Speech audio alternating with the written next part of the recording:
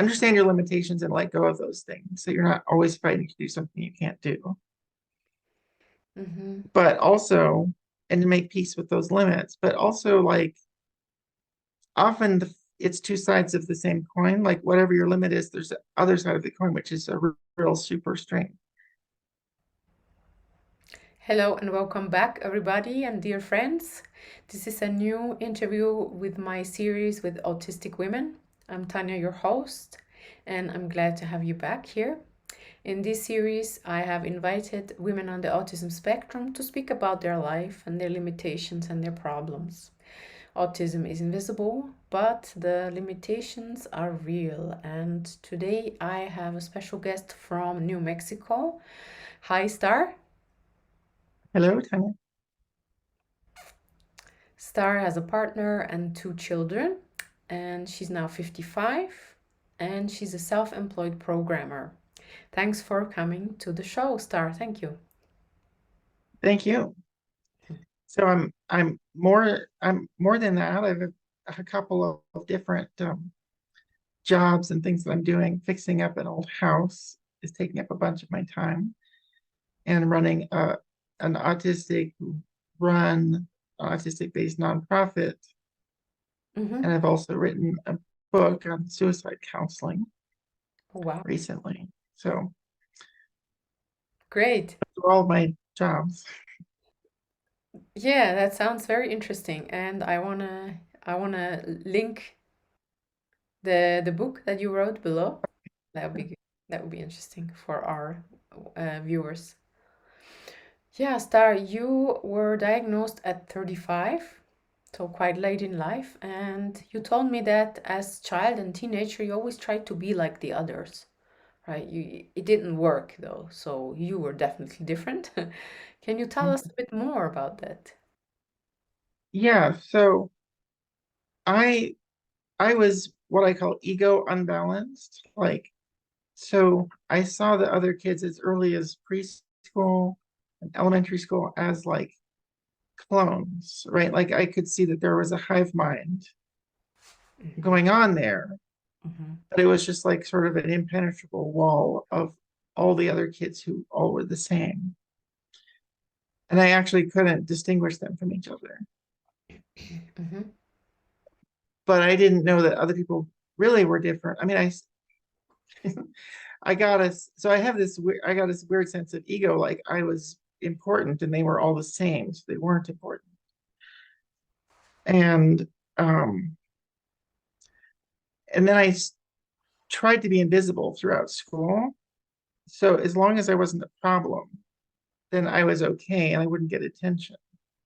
So I learned how to just be completely invisible to where people would say I wasn't out of place when I was there because I was almost invisible to them.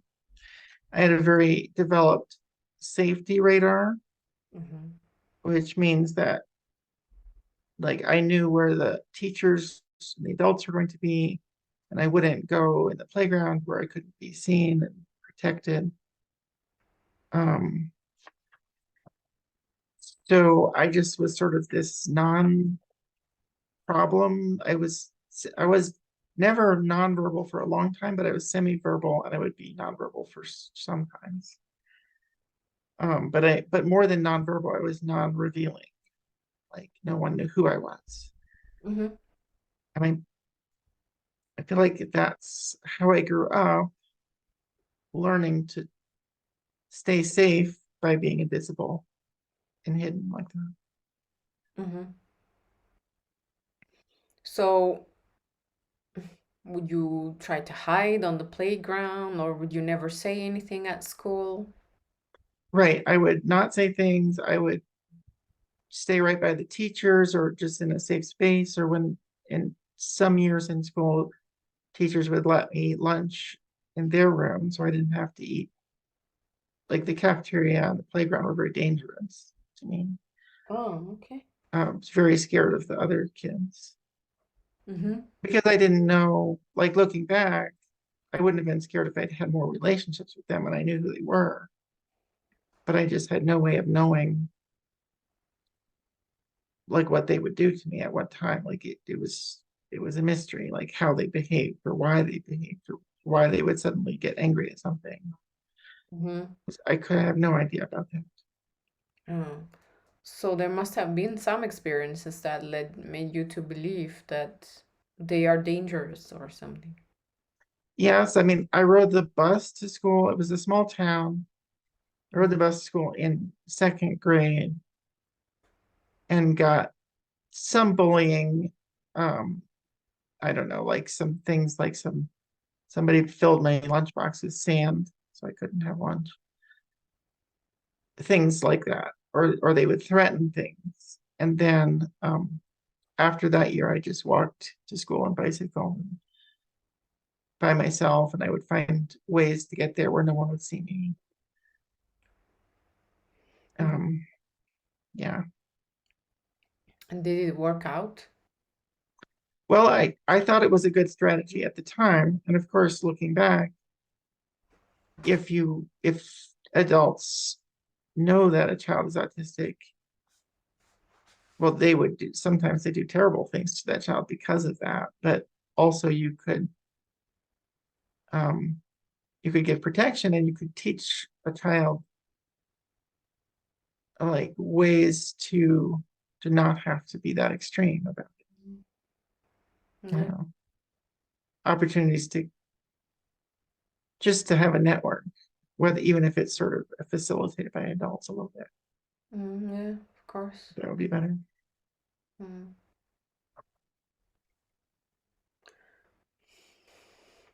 And then were you working at the time when you found out you were on the spectrum, or how did Yeah. it happen? Yeah. So um after I got out of I did go to college and um I had a family friend that offered a short-term job and then I got into consulting. So basically I went directly. So this was the 90s. The computer market was booming. So because it was just really easy for me to learn how to set up a computer and how to write software and how to do all that. And so at the time, this was before the internet. So any job that somebody wanted me to do, I would just say yes, and I would learn how to do it. And I thought life was always going to be like that. Mm-hmm. Um,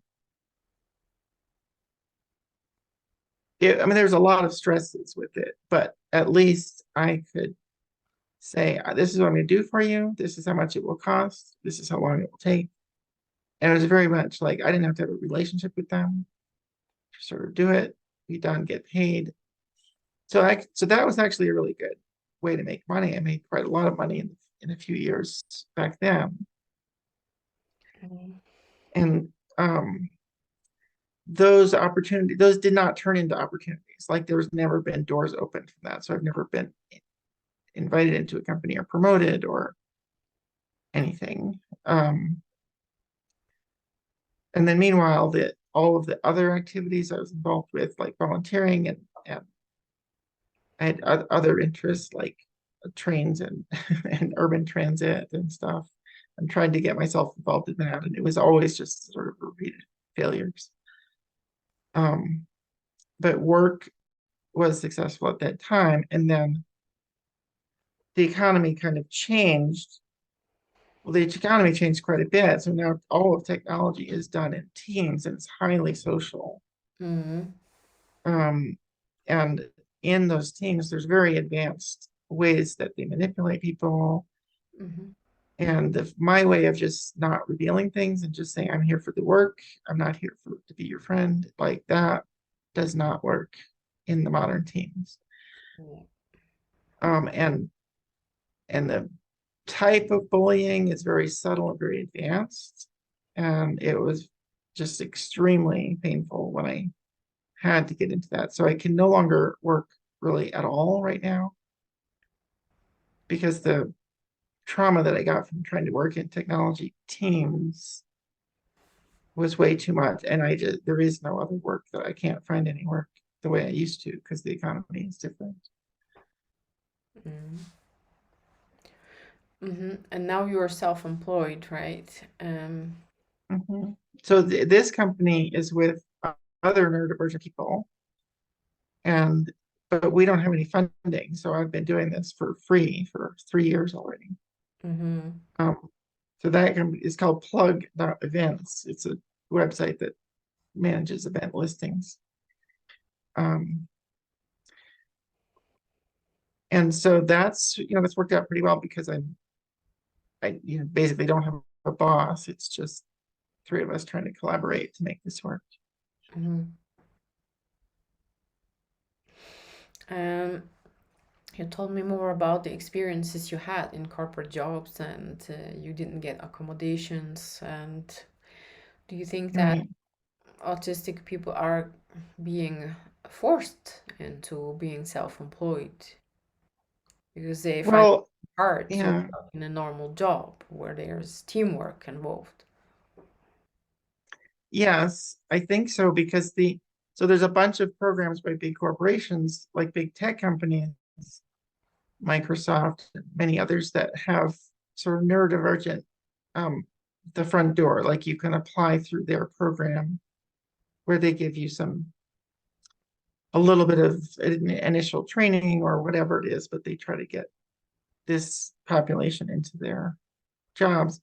But it's the problem with it is that they really don't want to have jobs that fit us. They think that with a few weeks or a few months of training, that they'll just make us into normal people who will fit in their jobs the way it is.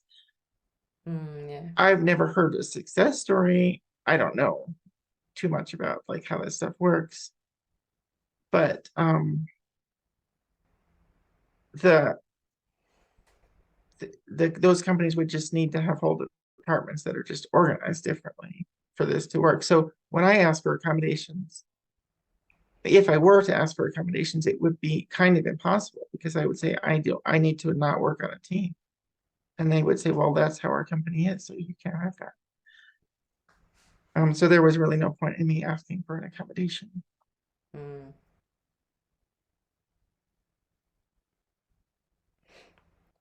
And do you think this experience is very common amongst autistics? It's a little hard to tell. They were in that company, there was worked for 2 years. This was a really big financial tech company that had an IT department of about 200 or more. Oh, wow. And don't, I didn't recognize, I didn't have that sense of another person being autistic the way I was. You know, just walking around, sometimes you have like the radar, I call it the ADAR, you know. Um, but I really didn't find anybody quite like me there. Mm-hmm.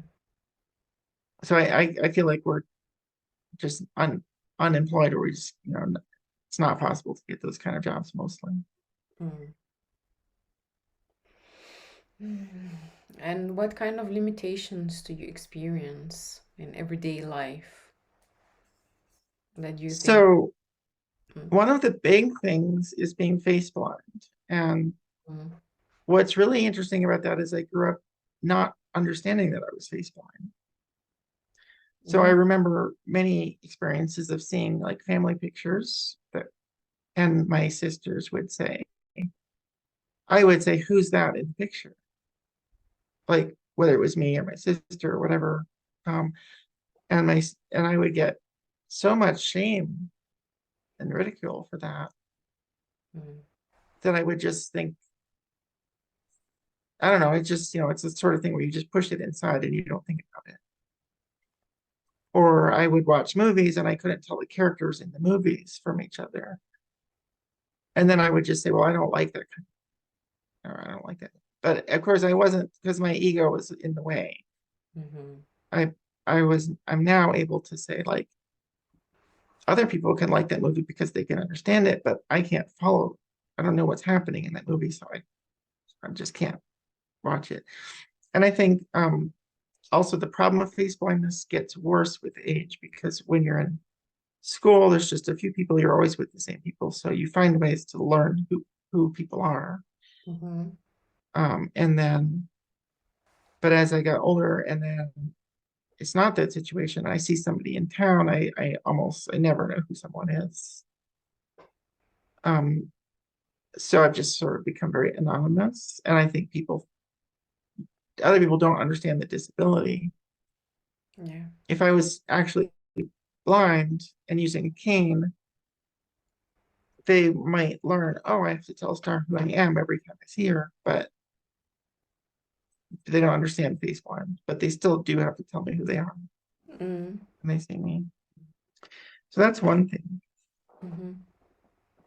I think being sensitive to sound and light to the extent where I can't go to all of the really the parties and the social places that people go. So I'm just not part of that whole thing. I can't. I think that's a big limitation in life. To Yeah. I think that's where a lot of culture happens. A lot of people meet each other and stuff like that. Yeah. So And when then there is live music or noise, you can't go or right, and I can't.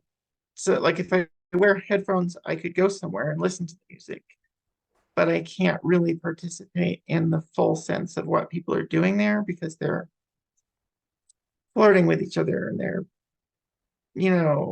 making connections, and there's a lot going on that I can't do in those situations because I'm just too single focused. I can either listen to music or I can have a conversation with somebody or I can do something else, but I can't do all of that at the same time. yeah.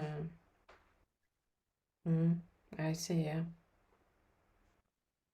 And then the third thing I was thinking of as a limitation is that I have this delay. So emotionally and sort of just friendship wise, like I connect to people who are about half of my age, Mm. and it's always been that way. So I just sort of age at half the rate of other people. I call it I sort of think of it as a developmental delay or something like that, but it's not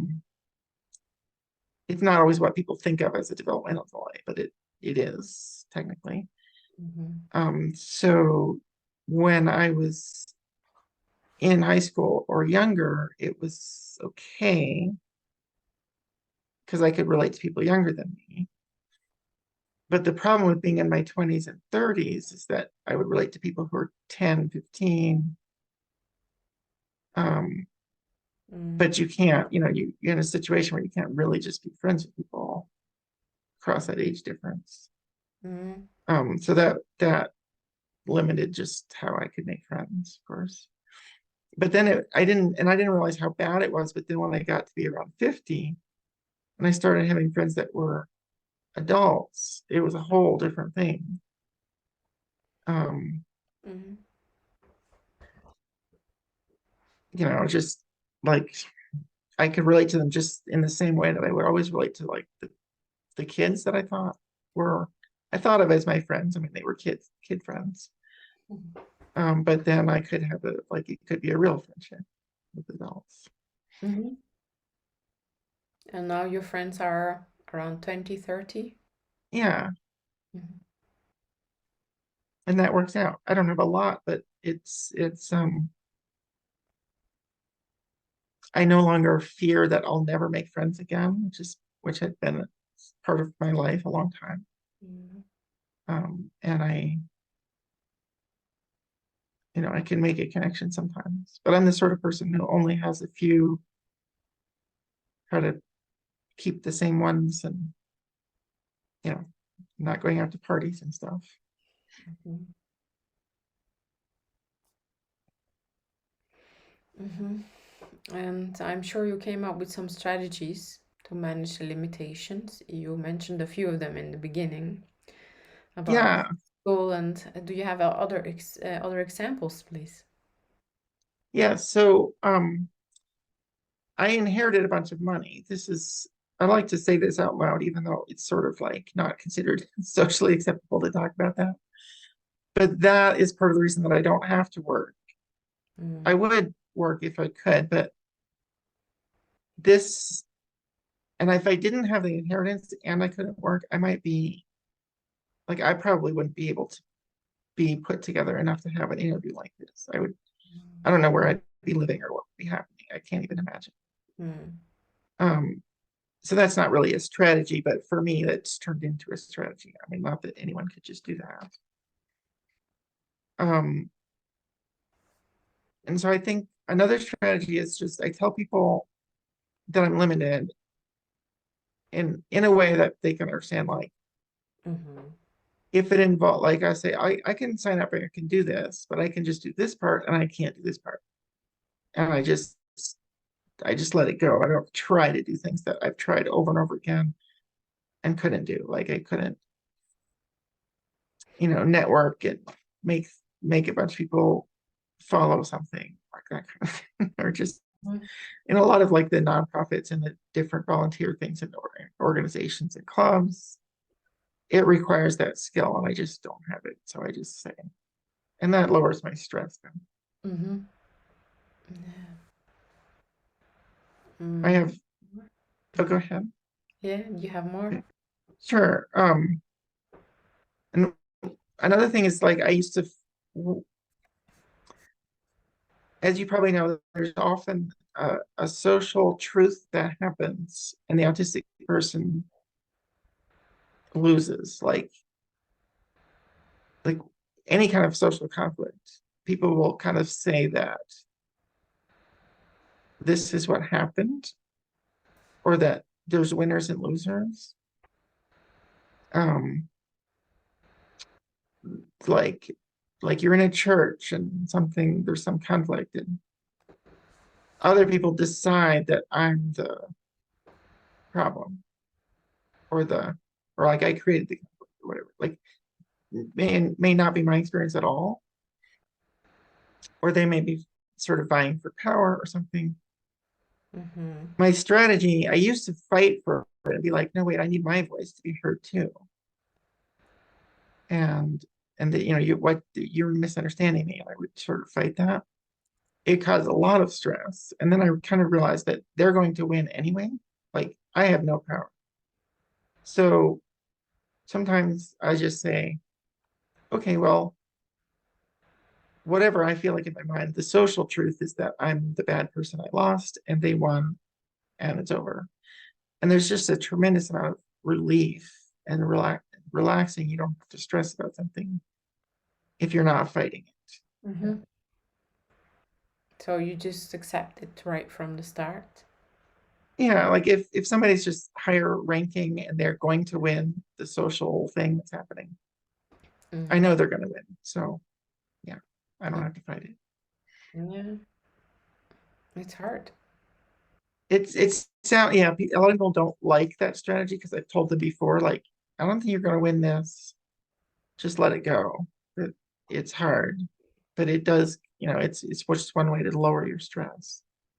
Mm. Yeah. And then I think, like I told you, I was going to remodeling houses, and that was another strategy is just to, I thought I was going to be in tech for my whole life because I was quite good at it. But if there's no room for me there and it's all teamwork, this remodeling houses, which I'm not as good at, but I can do it individually and I don't have to work in a team. So maybe that seems to be a better choice for me. So, Mm. just changing to something that you can do, that you can actually do on your own if you have to. Yeah, yeah, that's true. Mhm. Mm-hmm. Thank you for your list with strategies. So, Yes. in case you didn't know, I also put together my best strategies in a short self-paced course, and whoever would like to learn it, I give away all of them for free. There's a link below the video, and you can sign up to get this short video course, and I hope that will make a difference. Good. Would you like to add anything, Star? Do you want to leave a message to anyone who's watching? Well, I think that if I could just sort of summarize my message, it's let go of the things that you understand your limitations and let go of those things. So you're not always fighting to do something you can't do. Mm-hmm. But also and to make peace with those limits, but also like often it's two sides of the same coin. Like whatever your limit is, there's the other side of the coin, which is a real super strength. So like for me, I'm very intuitive. I have sort of an empathetic power of reading people's auras and stuff. And then I've got really good spatial, rational thinking, systematizing and ordering the world and my world. And that's skills that are good for tech. And I can really embrace those. Like that's where I should start from. Everything I do should start from those core things that I do really well. They're just an intrinsic part of me. And they may be different for other people, but whatever is your core thing, that's where you should be starting from. Yeah, you're right. I think that's a good approach. Thanks. Yeah, thank you for thank you for the interview. It was great to get to know you, Star. And thank you. I'm I'm excited to watch other people in the future in this series too. Yeah, there will be many more. Thanks. Okay, bye, Star. Thank you. Thank you.